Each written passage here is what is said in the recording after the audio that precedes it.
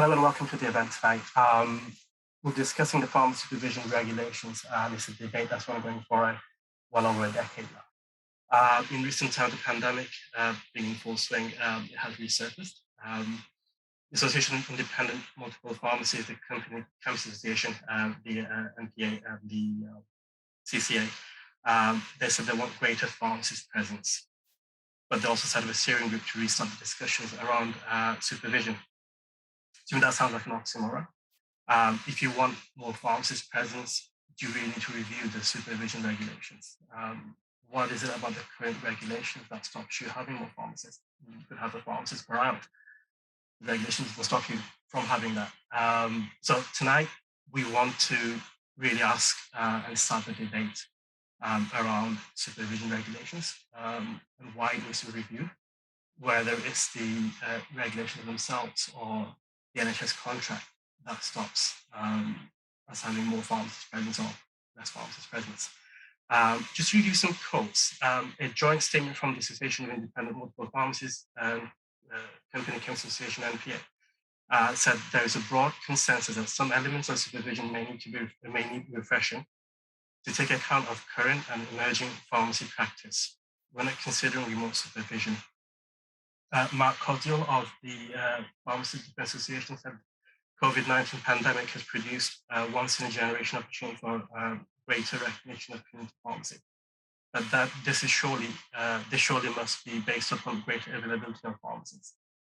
So to discuss this, we've invited the Association of Independent Multiple Pharmacies, National Pharmacy Association, and Mark Codiel from Pharmacy Defense Association. We also have Andre Young and Mike McGuire, who were recently voted into the English board of the RPS to give their views as pharmacists on what they think about the supervision regulations and whether it needs changing. So I want to kick off the discussion and with David Reisner, AMP. If you could introduce yourself and tell us a bit more about what it is that your organization wants. David?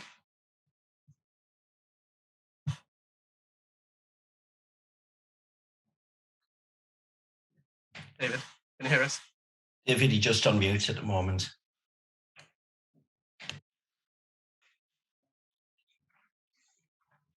Apologies, that's the most common expression, isn't it? Since the pandemic, you're on mute. Apologies for that. I'm David Reisner. I'm not a pharmacist. I'm a lawyer, and I've specialised for over 40 years in pharmacy law.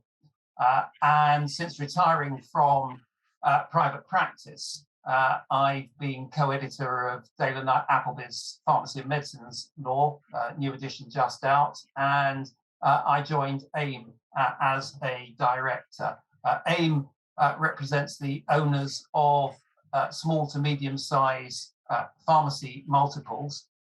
And if I were to say in one sentence what AIM is looking for, it is to have a pharmacist in every pharmacy able to provide an increasing range of clinical services. And the current law, both the human medicines regulations and the NHS terms of service, are an obstacle to that.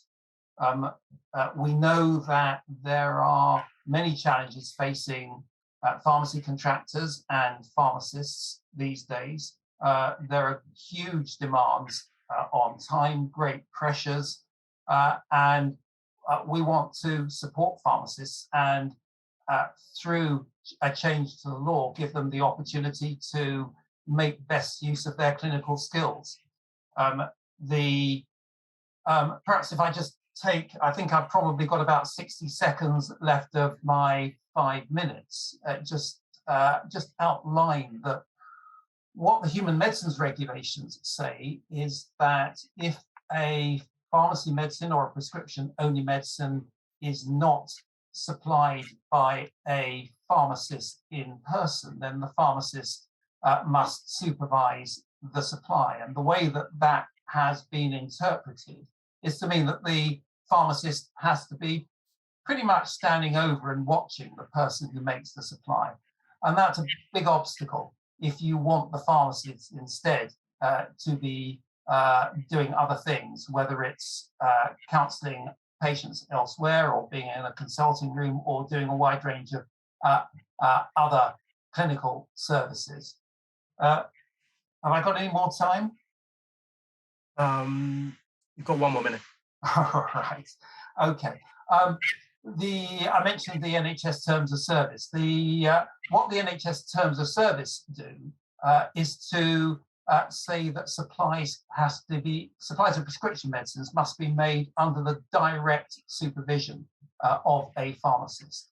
There's no definition of supervision anywhere. It's just been interpreted to mean that the pharmacist has to be observing or in a position to prevent a supply of a POM or a P medicine that would be inappropriate. And we're talking about laws that go back to 1933. And obviously the world has moved on. In 1933, the only service pharmacies provided was dispensing.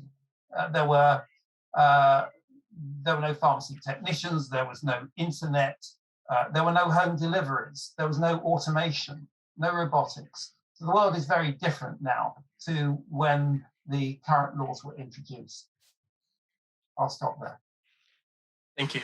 And next we have from the NPA, Gareth Jones. If you could come on and introduce yourself, please. Thank you. Yeah, so I'm the head of corporate affairs at the NPA. I'm a pharmacist, and I lead the NPA's representation function, advocating for the interests of our members to government and other bodies. So the NPA, as a trade association, is a representative body for independents and independent multiples. Our members are pharmacy owners from individual single independents up to family-owned businesses of several hundred pharmacies. We're interested in the long term. Most of our members want their businesses to survive and thrive, not just this year or even over 5 years, but for decades to come. So in this and other things, we would certainly take a long-term view, and we want to see community pharmacy maintaining its unique position in communities and grow our role in supporting the health of the nation. And face-to-face access to highly qualified healthcare professionals, or to a highly qualified healthcare professional, the pharmacist, and an offering that combines supply of medicines with the provision of a range of clinical services are absolutely key to us.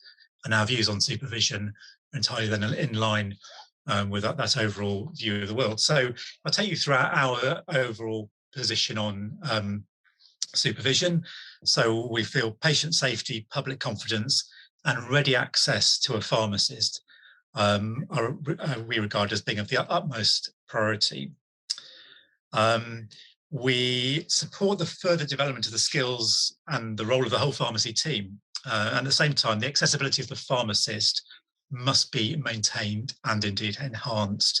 So the effect of any changes from supervision should be to enable the pharmacist's presence in the pharmacy to become more, not less visible to patients.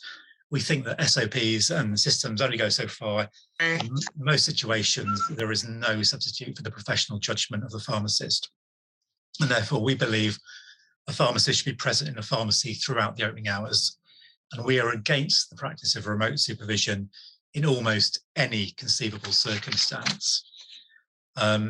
We believe that responsibility and accountability for the safe supply should remain with the responsible pharmacist. We do accept that change is inevitable, and it's not credible to say that the rules on supervision that have been in place for decades can never change. And if we're thinking about how to make the best use of the pharmacist, we do need to ensure that there is a degree of flexibility. And we want to be part of this debate on reviewing the regulations and how they are interpreted and how they should be updated. I want to reiterate our key position of all the ones I mentioned. I think the point that underpins everything is the effect of any changes should be to enable the pharmacist's presence in the pharmacy to become more, not less visible to patients. We know pharmacy has a number of challenges, from Amazon and online pharmacy, and to do nothing puts us potentially at risk of of other challenges. But any changes must be very carefully thought through. We must think about unintended consequences and loopholes and ensure that those key principles of ensuring that pharmacist service and that visibility of the pharmacist cannot be diluted. Thank you. Thanks, Gareth. So next, Andre Young, do you want to go and introduce yourself?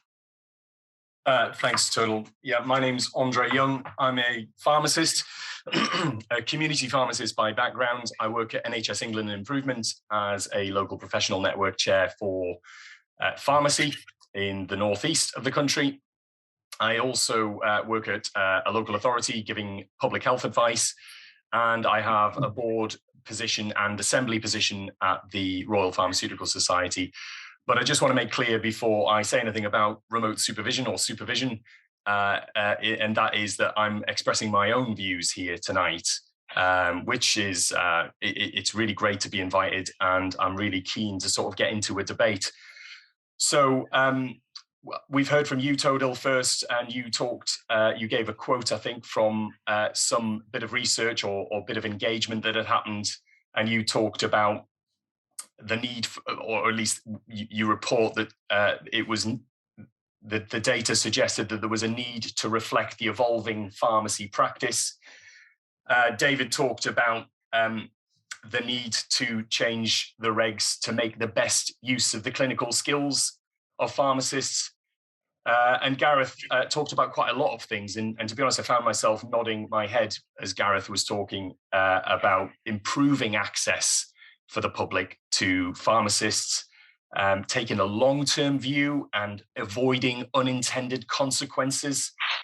And the community pharmacy, at least, because I'm assuming that that's what we're talking predominantly about here, the mix of things that are happening there are really valuable in terms of both the supply of the medicine itself, and community pharmacies do that extremely well because it's immediate access to the supply of a medicine. You're not waiting around. And then also the clinical services, which are becoming increasingly important within community pharmacies. So I was agreeing with much of what Gareth was saying, who spoke last. One thing I might disagree with, but I'm keen to get into the debate on this, is that change is inevitable. I've yet to hear anyone tonight, and this is probably me throwing down the gauntlet, I've yet to hear anyone really articulate what it is that we're trying to achieve with a change to the regulations. So I'm looking forward to fleshing that out a little bit, understanding what people want to do when they're changing the regulations. I do think you've got to be cautious about stuff like this. Pharmacy, for me, is operating and has operated for a number of years and delivering successfully. It is under pressure, but I would argue that isn't necessarily due to the regulations. There are lots of things going on that affect pharmacy and pharmacists in the community. And this regulation, I'm looking forward to hearing why people think that the regulation does need to be changed. And I'd really like to flesh out that and articulate the vision of what we're trying to achieve with that change, because we do have to be so cautious. Thanks, Andre. And next, Mike Maguire. Thanks, Todil. Yeah, just to introduce myself, I'm Mike Maguire. I'm a community pharmacist by background. I used to own Martin Pharmacy in Middlesbrough for around about 29 years, and I sold it in 2018. I currently have a role with NHS England as local professional network chair, working across the same patch as Andre, across the North East and North Cumbria. And I suppose that role is just about making the healthcare system more effective to work better for patients, I suppose you could say. Similar to Andre, I'm also on the English Pharmacy Board of the RPS, but again, I'd like to stress that I'm not representing the RPS in my views tonight. I'm representing myself from my experience of pretty much nearly 30 years of working with and around pharmacy. And my view is quite a simple one. My personal opinion is that you wouldn't expect a dental practice without a dentist. You wouldn't expect a general practice without a GP. You wouldn't expect to get into an aeroplane without a qualified pilot. And you could say, oh, well, yeah, we've got really good cabin crew and we've got really good automation on the plane. but you still need that qualified pilot. And I know it's a very simple view, but I really believe that a pharmacist's role is incredibly important to the pharmacy in terms of quality and safety, and having that quality assurance to oversee everything that happens within the pharmacy. Now, don't get me wrong, I'm not someone who doesn't think skill mix is important. In my own pharmacy, when we used to do health checks, I used to stay well clear of it. I didn't weigh the patient. I didn't take the blood pressure. I didn't do the cholesterol test. I got members of the team to do that. But what I then did was, at the end, I used to go in and interpret the results. I used to communicate those results to the patient. And then I used to have a discussion about implications of those results with the patients. And that brought me closer to the patient and improved the patient care that we would give. So it's about getting the skill mix right, I think, is a really important thing. And I would go along with Andre. It's about what we're trying to achieve, what is the vision. I still see pharmacies where the pharmacist is answering the phone and the pharmacist is cashing up the till at the end of the day. And I'm thinking, what value do we add by transactional tasks that we carry out? It's about patient care, and we need to position the pharmacist at the heart and the centre of the pharmacy, in the heart and centre of the community, where the pharmacist can really deliver value and add safety and quality to the whole process. Thanks. And I think I just want to add something about what you've just said at the end about using the pharmacist in the right role. I've been locum for 16 years, since 2005. I've been a locum, and I've been to so many pharmacies where I've been asked to sell meal deals. I've actually kicked out of a pharmacy because I was dealing with a patient when there was 500 people waiting, and the manager wanted me to put the phone down, stop dealing with the clinical query, and sell sandwiches, literally sell sandwiches. And when I refused, I was asked to leave the premises. I've still had so many complaints about pharmacies saying, look, we're being asked to man the till, we're being asked to put the bins away. I mean, is that really the best use of a pharmacist? And David said earlier that the regulations doesn't allow pharmacists to, we have to supervise, you have to be there. I would strongly disagree. For the last 16 years when I've been doing MURs, I was sitting in the consultation room. Things are still getting checked, dispensed. It doesn't stop the pharmacy from running while the pharmacist is doing a clinical service. But I will get into that a bit more detail, but first I want to bring in Mark Koziel to explain introduce himself and explain the PDA's views of the health supervision regulations. Mark. So good evening, everybody. First of all, it's quite unusual and almost refreshing to be on a panel where you're not vehemently disagreeing with the rest of the panelists, which is where my history in pharmacy politics has always taken me to those places. It's interesting, isn't it? My history was I set up a locum agency back in 1986.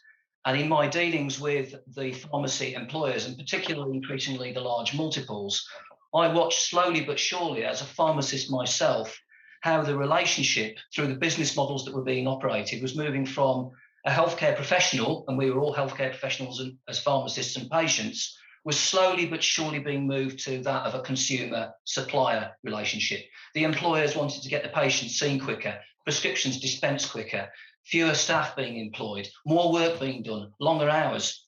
And it severely damaged in my view, the regard with which the public might have held the profession in. But I suspect, had it not been for the COVID crisis, where there was, and everybody's pretty much in agreement with this, a massive renaissance of the opinion with which the public now hold the pharmacist. And part of that was done because some of the other healthcare professions, and I'm talking mainly GPs, decided to see patients virtually, decided to see patients on the end of a screen like this, which meant a lot of people had no alternative but to go to a community pharmacy, where massively, to a huge measure, that healthcare professional and patient relationship was starting to be revisited again. And it was stressful, it was painful. We heard about it through our call centre here, but that's exactly where I would like to see pharmacists be in the future, with that kind of relationship. Now, I hear now lots of organisations saying they want the pharmacist to be more accessible, they want the pharmacist to be present. We were around at the PDA in 2006, where a lot of the pharmacy organisations were saying completely opposite. They were all for remote supervision. that we were given an awful lot of promises by the government at that stage. You know, we were going to have the 2 hour absence could only be decided as a professional decision by the pharmacist. Well, that's been taken out of the hands of the pharmacist. We were told that the 2 hour absence was to be used to develop professional services. Well, it hasn't been. It's been used to dispense medicines at 7 o'clock in the morning before the pharmacist arrives at 9 a.m. We were told protocolization would keep patients safe. Well, that's all right until life comes along and changes the situation. Protocols no longer work. We were told that the RP qualification would be an extra qualification, that would be a higher standard in pharmacy. You would be a senior pharmacist if you were an RP. So you would forgive me if I'm a tad suspicious now that we're having a debate where everybody appears to be in massive agreement that we want the pharmacist to be more present. What we want to see is, and I would completely agree with what Andre was saying earlier, is let's actually agree with what we want pharmacists to do before we decide to figure out what to do with the regulations first. I think it's a terrible mistake to look after the regulations to sort out what you think is a little problem over here before you understand what the unintended consequences are going to be, because you haven't fully worked out what your vision is going to be. It strikes me that with the huge strides that we've made during the pandemic, the pharmacist is absolutely and undisputably now the most accessible healthcare professional in the high street.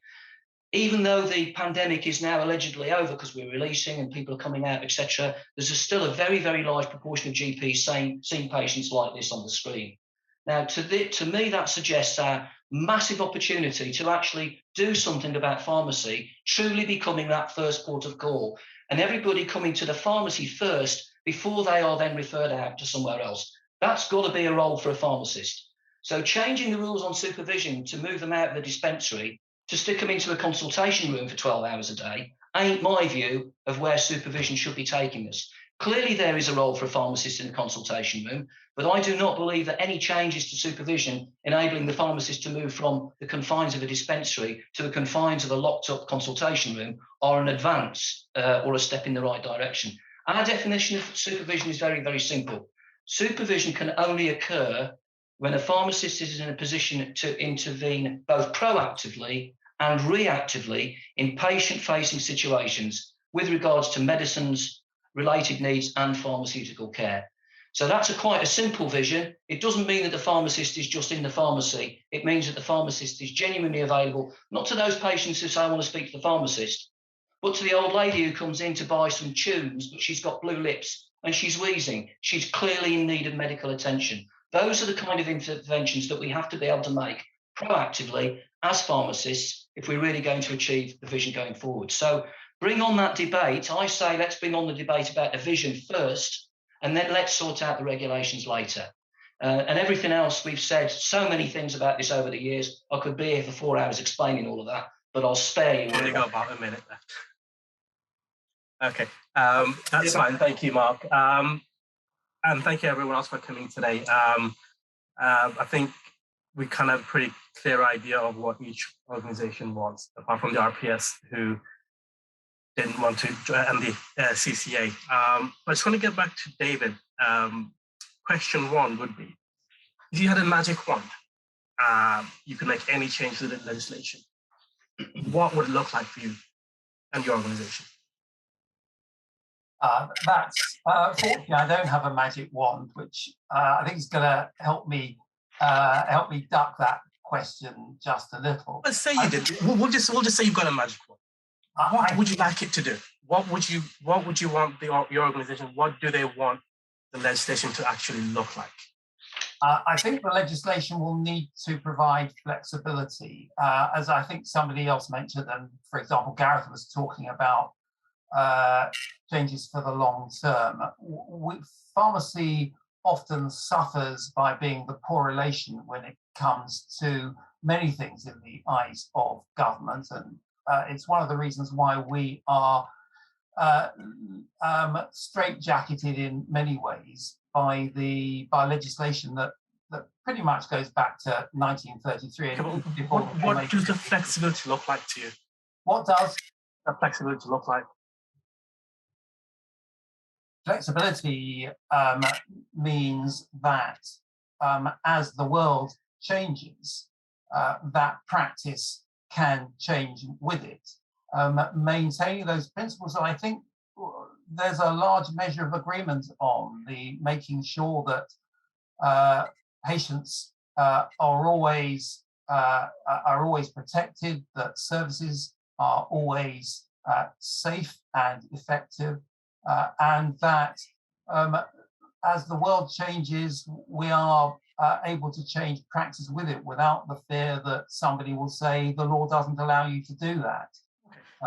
So I think that's very important. Can I just add one other thing, which I think it's important not to lose sight of, which is whether we like it or not, government policy, NHS England and improvement policy is to make changes in relation to the supply of medicines.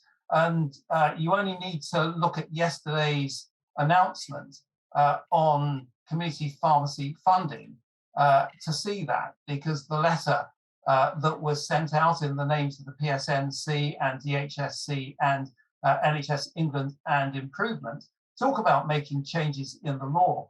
And I think it's important that we make sure that community pharmacy has a say in how things change and not to have changes imposed on community pharmacy.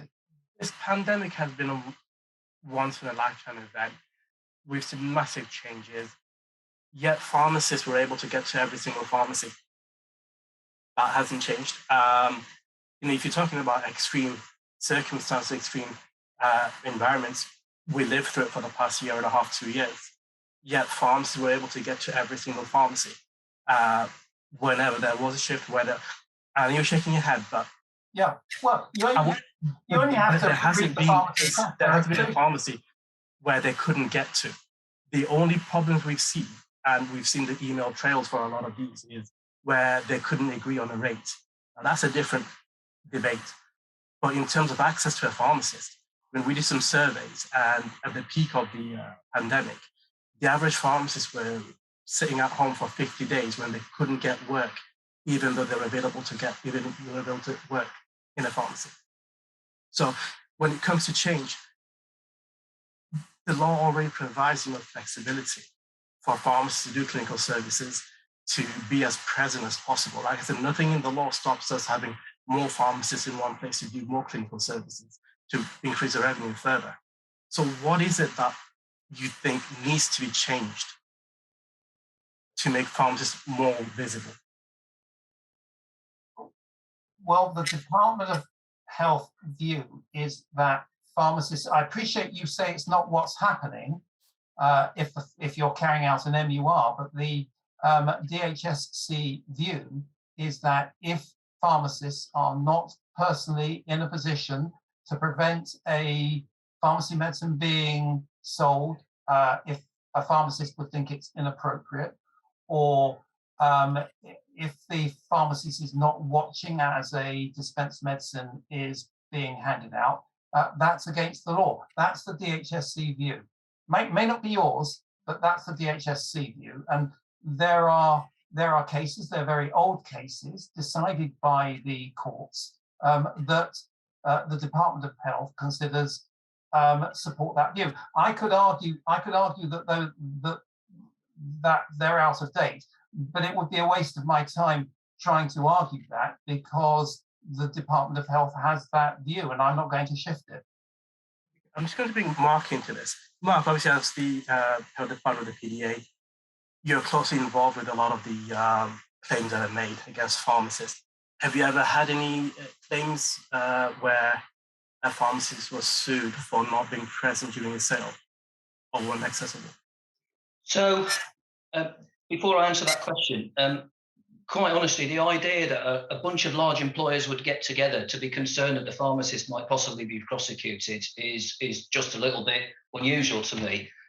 They won't be prosecuted. Pharmacists will be prosecuted. So they want the law changed to protect the pharmacists. The most unusual concept that we see here at the PDA, because it's often more stress and more pressure being put on the workforce, on the pharmacists at the coalface, that is usually the narrative that we hear. So forgive me again for being a little bit suspicious about this narrative of trying to change the law. Now, in days of yore, and David mentioned going back many years, when the inspectorate used to go around and find out that the pharmacist wasn't there, they used to do test purchases.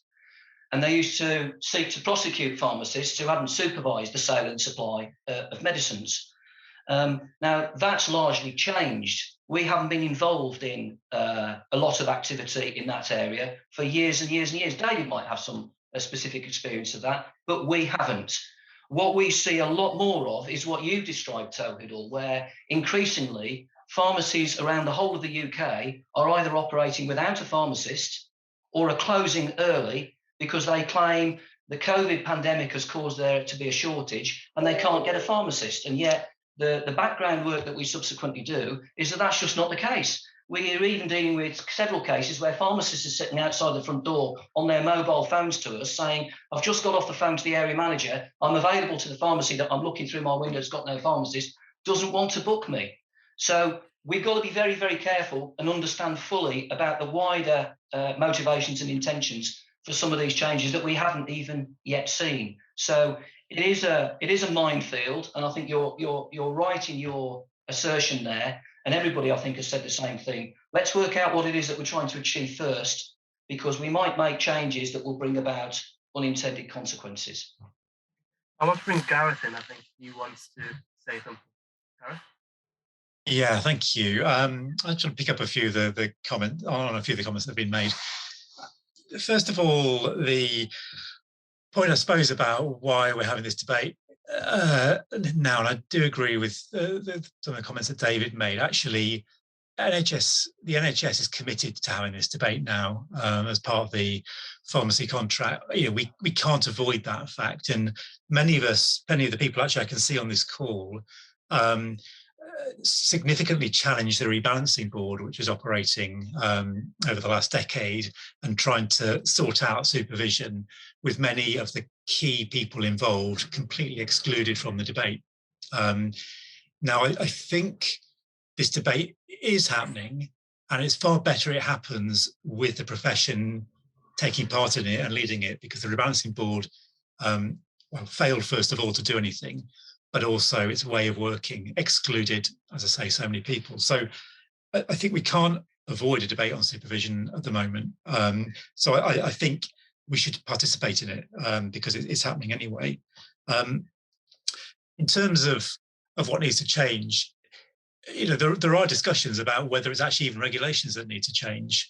So some of it may be the profession coming up with in some ways slightly different understanding of how we supervision.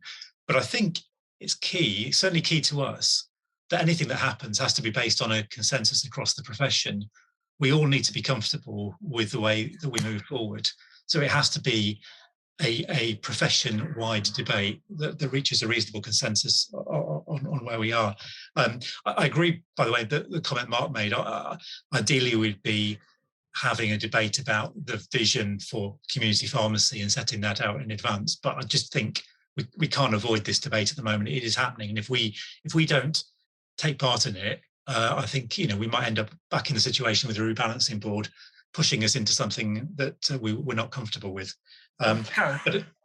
Yes. So if I could ask you, again, if you had a magic wand, what would you want it to look like, the new supervision regulation?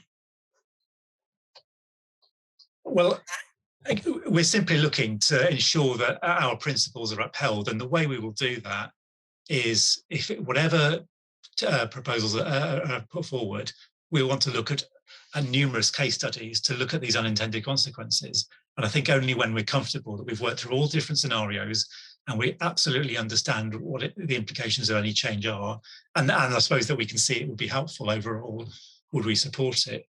So, you know, that's our approach. Has the current legislation stopped pharmacists from doing their services, or doing what the business is doing, what they want to do?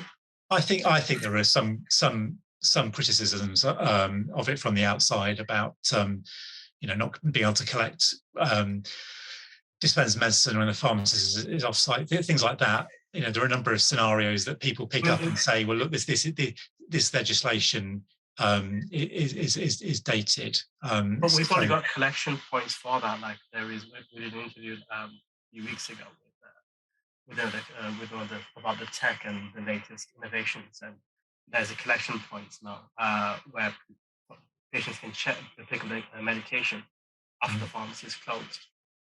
That hasn't, the system didn't need to change for that to happen. Toto, could I just come in? Because I've got a point that, well, really, it was just to echo what Gareth was saying. And the reason I'm going to do that is because I think it's really, really important what you've just said, Gareth, or at least one bit of it, I think. You're saying the debate is happening around this, around changes to this area, and that is as a result of policy change wishes by the Department of Health and the NHS. When you say debate, I think a key point for me is the debate happening with the profession, as in pharmacists, or is the debate happening with is the debate happening with people who run the organisations who have the contracts to deliver pharmacy services? And that for me is really important. This change, or any changes in this area, if they're going to affect the profession, as in pharmacists, then we as a profession need to be involved in the debate. It's as simple as that. If we're not involved in the debate, then we can't have an impact, we can't have an input into decisions that will affect our future and the future of what we see on a daily basis. We're the experts in pharmacy. We should be having that seat at the table, and we should be getting involved in these discussions. So being excluded as professionals, I think is something that is quite interesting, and for me it would be good to know more about that. Of course, the secondary thing that I think would be important there is, if we are going to be invited as professionals or as a profession to engage, then leadership is going to be key, because you can't, how easy is that going to be to manage? You know, we need people to lead us as a profession to contribute to that dialogue and to get a really good outcome from those discussions, so that we can see pharmacy deliver into the future and deliver really good quality and safe services for patients. So anyway, I just wanted to echo what you said, but also to say that I think there's a difference between the people who have the pharmacy contract and the professionals themselves, and that actually we as a sector, we as a group of individuals, a group of community pharmacists, that leadership is really, really important for everything we want to achieve, and we've got to get that right. Thanks, Andre. I just want to bring on, there's a few questions. We've got quite a few questions on the chat. Greg Lawton, got some questions, interesting questions on there. Do you want to come on and ask those questions live, Greg? Yeah, happy to. Thanks, Tohidol. I've asked quite a few of those, but I think I've heard the NPA say that we want a pharmacist physically present throughout its operating hours. Please correct me if I'm wrong on that. I've heard the NPA say that, sorry, I've heard the PDA say that we should be setting the vision for the profession rather than letting the tail wag the dog. I'm still not clear on AMP's position. A group of contractor representative organisations has come together to discuss supervision, so I would presume that there must be some view of what specifically you want to achieve in terms of changes to the law. So my question really is for David: what changes would you like to see to the law?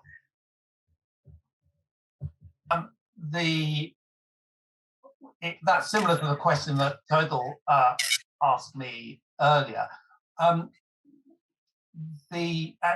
if I could just pick up on what Andre was saying, the contractor organisations have spent a lot of time discussing these issues, but we've reached the stage where we are engaging with a wide range of other stakeholders.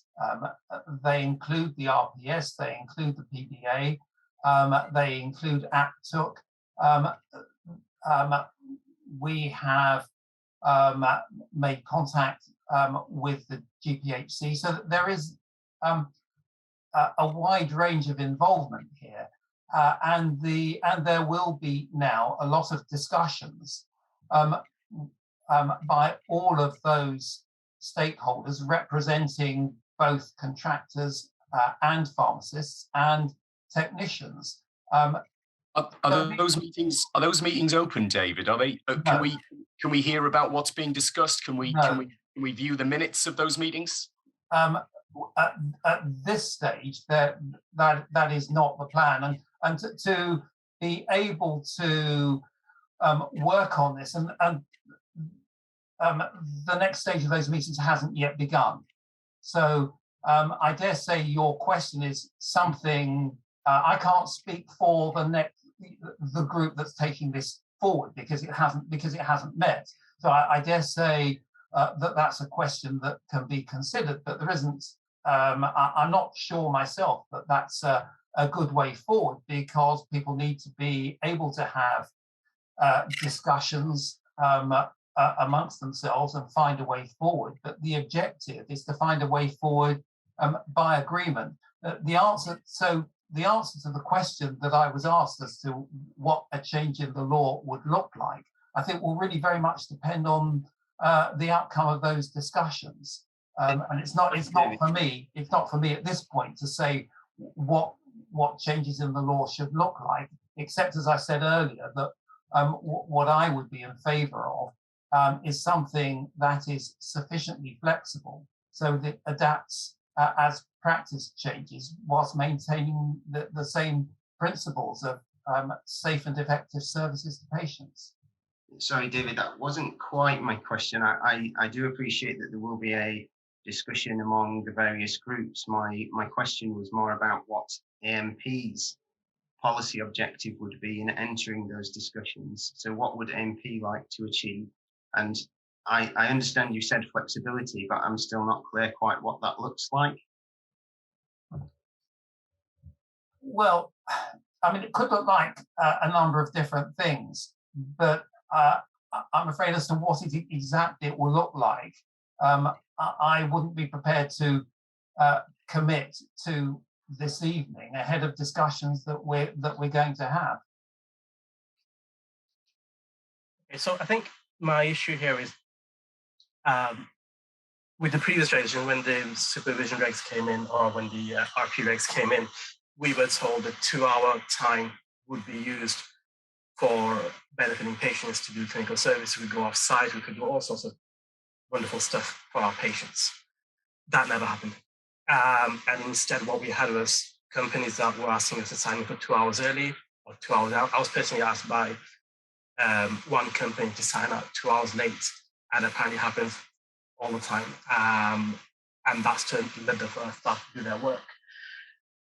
Now, considering that pharmacists as a profession don't have much faith in a lot of these contractor groups, all these discussions around supervision based on previous experience, can you see why no one actually trusts, or why we had a trust issue when employers say we want to see more pharmacist visibility, but we want to change supervision regulations? Because, you know, the experience in the past has been completely the opposite.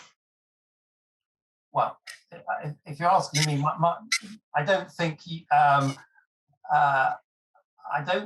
I can answer for what's happened in the past, and I think with respect, I think you overstate the lack of trust. Although I understand that there are issues, and I understand that trust isn't always as strong as everybody would like it to be. But we must all see, and I think there's a large measure of agreement, that there are problems. I appreciate that perhaps Total, that you may think that we can carry on forever with the law as it is today, but really that's just not tenable. The world has moved on, and we're stuck with laws that were introduced in 1933. Because I want to try and get an example from you where you think this current legislation isn't enabling pharmacists to do X, Y, or Z service. We're not getting any straight or clear answer. Look, these are things that we want. Services, as you know, are developing and changing all the time. And we know even from yesterday's announcement by the Department of Health and Social Care and NHS England Improvements and the PSNC, you will see that even yesterday services were changing. So it's a bit difficult for me to speculate tonight on a particular service, but pharmacy as a profession has the ability to come up with a wide range of clinical services that would benefit patients with the clinical input of pharmacists that is simply not feasible if they're expected to be in the pharmacy watching a pharmacy medicine be sold. That's simply not the way forward. Mark, do you think the regulations actually need to change? Right, so let's just take a couple of steps back. One of the tensions that has caused, call it lack of trust or concerns over the way the regulations are going, is there are two ideas in town. One idea is that we continue to move large volumes of boxes. We continue with a consumer supply relationship. And the answer to make that profitable is drive your costs down to an absolute minimum. There is no doubt that with the population that we have in this country, they're going to need large amounts of medicines. So let's just park that for one moment. There is another idea in town, which is it's all about services delivered from a community pharmacy setting as healthcare professionals to patients. These might take time, these might take deliberation over, but these will be manifestly successful for the profession and for patients. These two ideas scrape against each other because you can't run the second one of these with a rundown, keep your costs to an absolute minimum basis. And before we even look at these regulations, perhaps we need to look to what extent do we want to continue with these two ideas tied at the hip, or do we want to separate them out to allow those who want to move boxes, allow them to thrive, and those who want to develop services, allow them to thrive, and those who think they can do both, allow them to thrive as well. Now, if we could resolve that quandary, I suspect it would shine a light on where we need, or if we need any changes. The questions that we have at the moment about what legal changes would you make are almost impossible to answer until we have that issue resolved and exactly what it is that we want to do as a profession squared off. And I would go further. It might be a mistake for us to make changes because they don't come lightly. You can't change it this year and then change it back again in 2 years' time. We really do need to go to that strategic question to be able to, for me to be able to answer your question. But I do agree with some of the things that have been said, and in fact what Greg Lawton was saying. You know, if you walk like a duck and talk like a duck, people will trust you. But if you talk like a duck, but you walk like something completely different, they won't believe what you say. And that's what's caused an awful lot of mistrust out there, because what people see at the coalface is very different to some of the things that they read about in the journal, The Chemist and Druggist, that organisations state, these are our aims and these are our objectives. Thank you. Mike, I know there's a few things that you want to say as well. What's your view on this? Do you think the regulation is changing? And you're an ex-contractor yourself. You kind of work with the NHS as well. What's your view on this? Yeah, and I'm still very close to the coalface of community pharmacy. My daughter still works in my old pharmacy. And I do agree with Mark that before we look at changing regulations, we need to establish what the vision is. We need strong leadership and we need a strategy established in order to know where we want to go before we're thinking about changing things. And I don't think there is that much clarity. You were talking about if we had a magic wand and I could have one wish. I think in terms of my own particular wish, it would be that we've got that understanding from NHS England, from DHSC, from the ICS, more locally, and from primary care networks, from GPs, that they fully understand the true value of community pharmacy, and in particular the pharmacist within that pharmacy. And I think when we have a better understanding of that, it will make a lot of what we're trying to achieve a lot simpler to achieve. So do you think it's simply a case of, sorry to interrupt, do you think it's just simply a case of a better NHS contract rather than a change in supervision? It would make things a lot easier, as Mark said, if we've got that solid base that we can build services from. And while everyone's trying to cut costs and everything becomes a struggle, I know from a role with NHS England as professional network chair, when I'm talking to pharmacists and pharmacies, and to be fair, it's the same in general practice, when we talk to them, when everything's a struggle, it becomes very difficult to talk them into do additional services or innovation. Innovation becomes very hard when you're struggling to just get through the day. And I think there's a lot we can work on in what we've got without looking at changing laws and regulations. And I do agree with Mark that we need to be careful what we wish for, because if we change things too drastically, we can't just change it back in a couple of years' time. So I think we need clarity on what our vision is as a sector, and we need strong leadership and strategy in order to have clarity on what we're trying to achieve.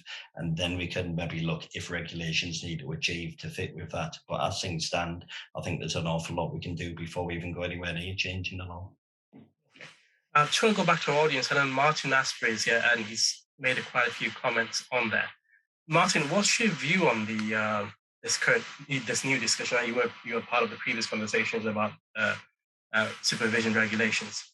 What's your view on the current discussions? Okay, I wasn't sure if I was going to be allowed to speak. Very kind of you to invite me to speak. It's very much of the position that if someone can show me a very good way in which that we could change the law in order to still ensure that pharmacists are present, whilst then enabling some extra things to happen, great. However, it's about 3 sentences long, and no one has ever articulated to me how you can change the present law other than to make it so-called flexible, means actually to allow someone else to supervise those sales. And in doing that, that would be an enormous danger. That would be watering down the patient safety element. It would be giving away the crown jewels of what pharmacists do, being the gatekeepers to medicines, and would be very dangerous. So until someone shows me specifically why the present law stops us from doing things, I can't see why we would want to change it. But I'm not against change if someone proves something. And if it is felt that the definition, I believe the definition is quite clear and is there, that as long as the pharmacist is present, you can pretty well get on and do anything you like there. But if it is felt that that is not the case, then that means we're all breaking the law in every pharmacy up and down the country, because that's what's happening now. If it's not the case, then let's look to possibly define it via the professional body. And this is me just throwing out there since you asked me. Potentially the professional body could define it, and that could be ratified by the profession and endorsed by the regulator, so that if a judge ever did look at this, they would have something to look at for the definition of supervision, which is not defined in law. And I believe it hasn't been a case since 1970s in relation to this. So thanks for your comment, Martin. So essentially what you're saying is we can pretty much do everything we want to do right now with the current law. But if you can show that any new changes will be of benefit, but the pharmacists will still remain under control, and you'll need a pharmacist to open a pharmacy and close a pharmacy, then you're all for the change. David, do you think any changes that AMP wants to see, as long as it allowed pharmacists to be in charge and only open a pharmacy and close one with the presence of a pharmacist, would that be acceptable to you? And then we change anything else? Well, what I said earlier was that it is very clear that we want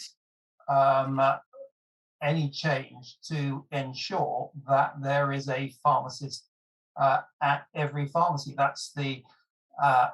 That's essentially the current law already. It's in the Medicines Act. It provides for responsible pharmacists. There's absolutely no question of changing that. it is very much about the pharmacist's responsibility. If I can just pick up Martin's point about the involvement of the professional bodies. The professional bodies, the RPS, for example, are involved in this. And as I said earlier, a lot of stakeholders are engaged in this process. But one thing the DHSC has been clear about is that that simply asking the professional bodies to provide guidance is not acceptable to them. I would have personally been very happy to have this dealt with through professional guidance, for example, from the RPS, but that can't be the way forward. That's been made clear to us. Andre, you had a question. Do you want to ask that in? Yeah, it was just to ask a brief question about that last point. To what extent does the profession, you're saying some options aren't available to us, they've been taken off the table. But how does the profession, have an influence over that? How does the profession get things, either other things taken off the table or things brought back to the table? Because in the absence of that clearly articulated vision of what we're trying to achieve, what problem we're trying to solve, my fear is that these changes might be getting driven by people who aren't necessarily pharmacists or organizations that might have an interest in reducing the costs of running pharmacy operations, which is, look, I get it, people are running businesses, but that might not be in the long-term interests of patients. It might not be in the long-term interests of the profession. So I just feel like this, I would just say, I think this debate and this discussion has been incredibly healthy, by the way. I think we need to do a lot more of this. But going back to my question, how do we as professionals influence the things that are being discussed, especially when it's not happening in a very transparent way? Andre, it's what's already happening with the engagement of, as I keep saying, a wide range of representative bodies, including bodies that represent pharmacists and indeed pharmacy technicians. In terms of concerns, well, we know, at least from reading the pharmacy press, it's not so many months ago that there was concern, as a suggestion, that supervision would be the role of supervision would be taken away from the pharmacists, and there was an immediate backlash, and you saw that DHSC took that off the table straight away. They backed down when there was concern about that. So pharmacy can be very effective at getting its point of view across. The way forward is by trying to achieve a consensus, and that includes consensus from the representatives of pharmacists as well as others with an interest. Well, the time is almost up. So just want to go across the panel. I want to thank everyone for coming today, including our guests. Going to start off with you, David. Any last words before we close? I think there's a large measure of agreement here. We all believe that patients should be put first. We all believe in the importance of safe and effective provision of medicines and services to patients. And although I think perhaps one or two may not agree that the law needs to be changed, the reality is it's going to happen, and we need to make sure that whatever changes take place are the changes that we believe are the right ones.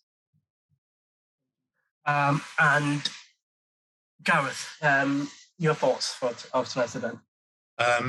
Yeah, just 2 points I'd like to make. One is to build on Mark's point about the sort of contrasting visions of the future, one based purely on a very highly efficient logistics service and another based on a a community pharmacy-based clinical service. And I absolutely agree that is going on in the background, and that's an incredibly important question, because one way leads us to the bottom. It's a race to the bottom, and I don't think it's good for pharmacists. I don't think it's good for the vast majority, if not all, pharmacy owners. If that's the direction we go, I think the profession, the sector, and patients benefit much more if we're moving towards a positive clinically based future for community pharmacy.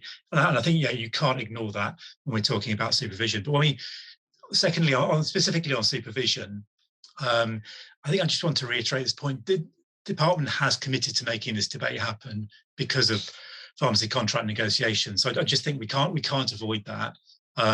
It needs all the relevant bodies to take part in the discussions, and we're certainly, for whatever might come out of it, we absolutely believe it has to be a thoroughly tested consensus. But that will only happen if everyone's joining around the table and having a debate. And I just reiterate this point about the rebalancing board. It wasn't good when it was being done to us.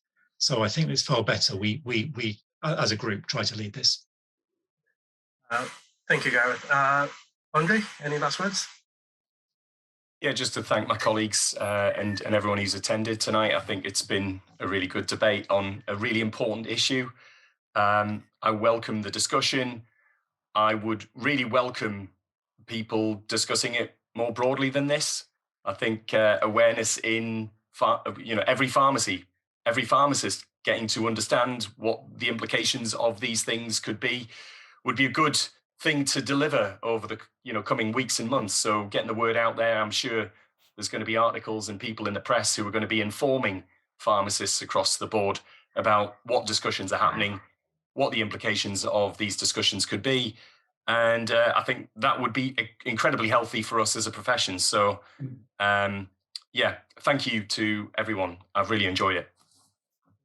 And Mike, any last words?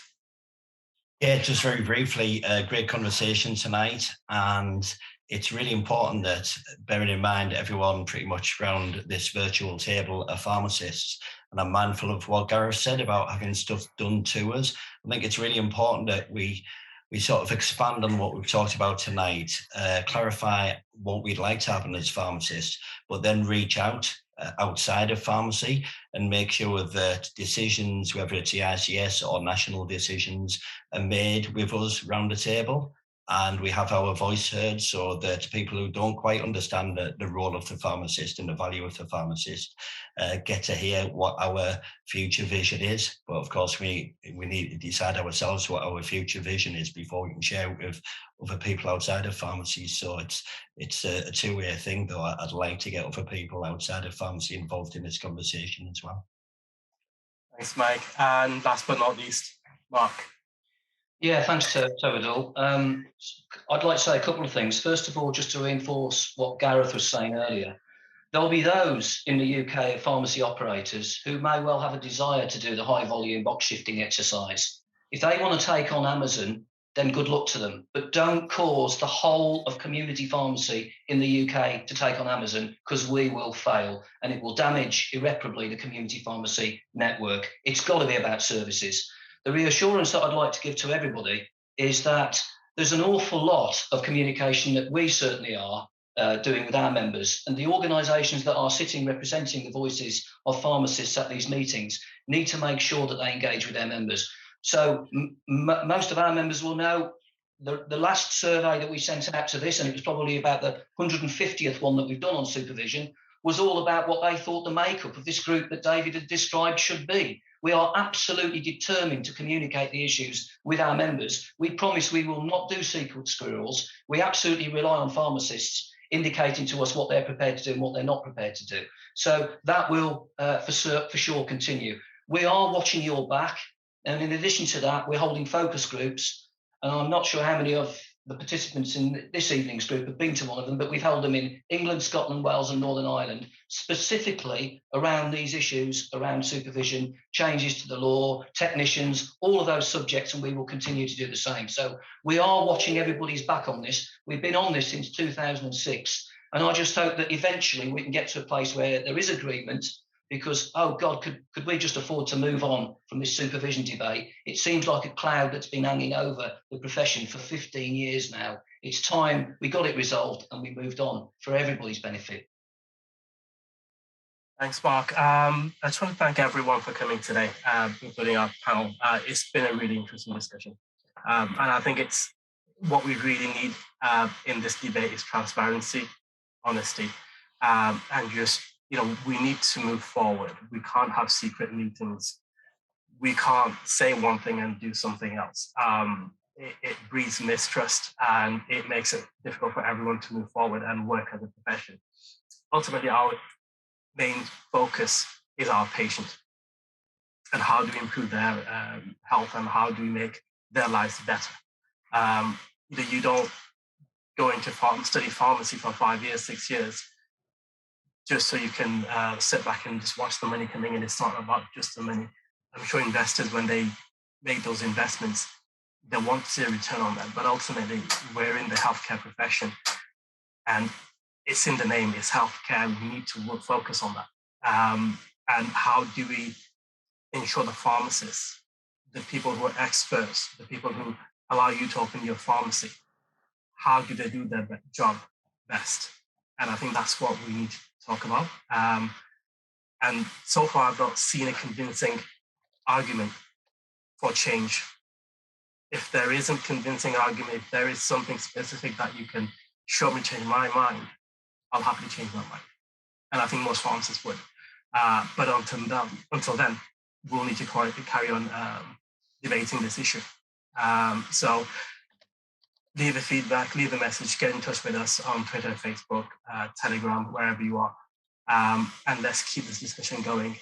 Let's ask our sector leaders, our professional bodies, what are they doing about this? What debate are they having about this? Why isn't the RPS more vocal about this?